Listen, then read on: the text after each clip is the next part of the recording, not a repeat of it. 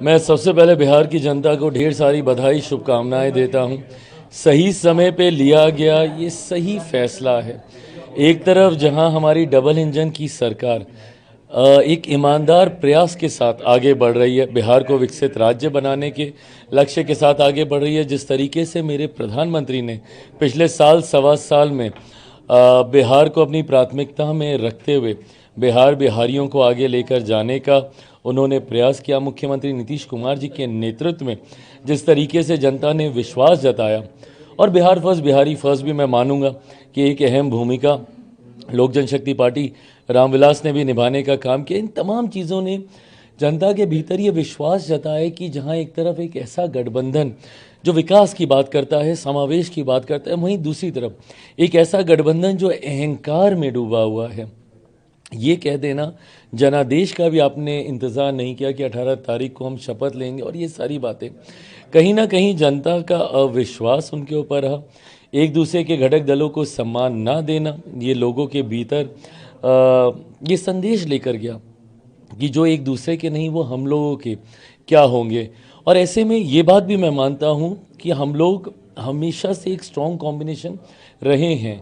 2020 की भी अगर मैं बात करूं, इस बात को बहुत आसानी से कह दिया जाता है कि चिराग पासवान की वजह से जनता दल यूनाइटेड को नुकसान हुआ, बट अगर उनको नुकसान हुआ तो फ़ायदा किसको हुआ?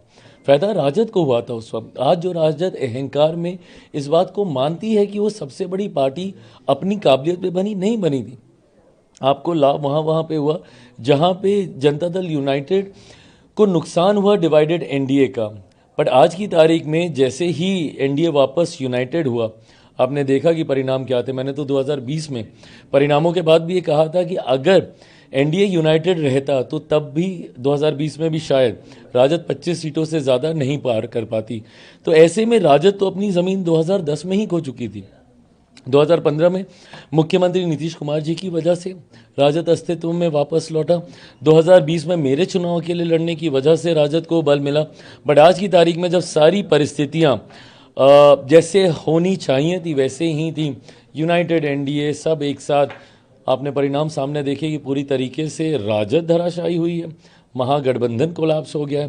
कांग्रेस तो शायद अब अपना अस्तित्व भी पूरी तरीके से समाप्त कर चुकी है। जिस तरीके से चिराग जी कल भी तेजस्वी यादव ने दावा किया था, आज भी जा रहा, और साथ साथ अफसरों को लेकर के भी एक बात कही थी कि पिछली बार जो उन लोगों ने की थी उस वजह से जो है दबाव के तहत जो है रिजल्ट अनाउंस कर दिया गया था कई जगहों पर। इस बार भी क्या लगता है, फिर वही चीज़ रिपीट करेंगे क्या? ये लोग बहाना हर चीज़ में पहले से ही तलाशने लगते हैं।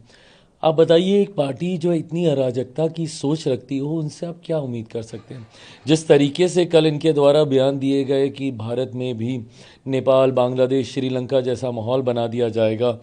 कांग्रेस के वरिष्ठ नेता राहुल गांधी जी बार बार ये बात कहते रहते हैं कि जेनजी को देखना चाहिए, उनको भूमिका अपनी निभानी चाहिए। ये प्रोवोक करने वाली राजनीति कम से कम बिहारियों के संस्कारों में ये बातें नहीं हैं। तो ऐसे में हर बात पे बहाना ढूंढ लेना, अफसरों को दोष देने लगना, ईवीएम को दोष देने लगना, एसआईआर के ऊपर ये लोग ठीकरा फोड़ने का प्रयास करते हैं। आप बहाना ढूंढने में जितना समय ये लोग लगाते हैं, अगर उसका 10% समय भी अपने आंकलन पे लगा दें, अपने ऊपर मंथन पे लगा दें, तो संभवतः कांग्रेस कुछ बेटर करने लग जाएगी या राजद का इतना बुरा हाल नहीं होगा। मैं दोबारा दोहराता हूँ, 2010 जैसा हर्ष राजद का 2015 में भी होता, अगर मुख्यमंत्री नीतीश कुमार जी का इनको साथ नहीं मिला होता। 2020 में भी होता, अगर मैं उस वक्त एनडीए गठबंधन के साथ मिलकर मैं चुनाव लड़ा होता। आज जैसे ही पहला मौका मिला, पोल खुल के साथ सामने आ गई, पता चल गया लोगों को कि सही मायनों में जनता इनके ऊपर कितना विश्वास करती है। मैं मानता हूं कि जितने सवाल उनके ऊपर उठाए गए, मुख्यमंत्री जी के प्रचार ने उन तमाम सवालों के जवाब देने का काम किया।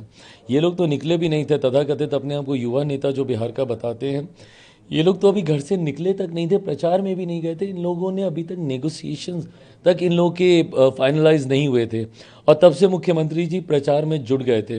ना सिर्फ वो प्रचार में जुटे, बल्कि विपरीत परिस्थितियों में भी, जब मौसम खराब था, हेलीकॉप्टर काम नहीं कर रहे थे, तब भी सड़क मार्ग से वो जाकर वो प्रचार कर रहे थे।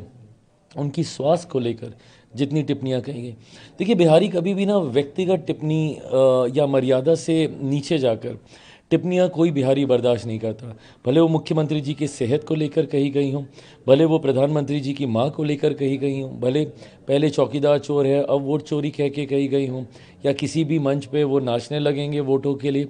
ये तमाम बातें बिहारी संस्कारों में नहीं हैं।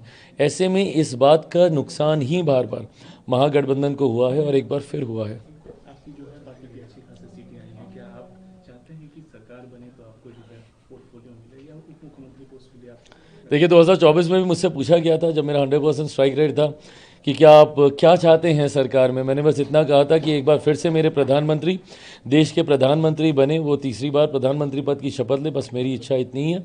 ऐसे में मैं पुनः बस मैं ये कहूँगा कि एक डबल इंजन की सरकार, मेरे प्रधानमंत्री जी के सोच वाली सरकार, मुख्यमंत्री नीतीश कुमार जी के अनुभव वाली सरकार और चिराग पासवान के बिहार फर्स्ट बिहारी फर्स्ट की सरकार बने।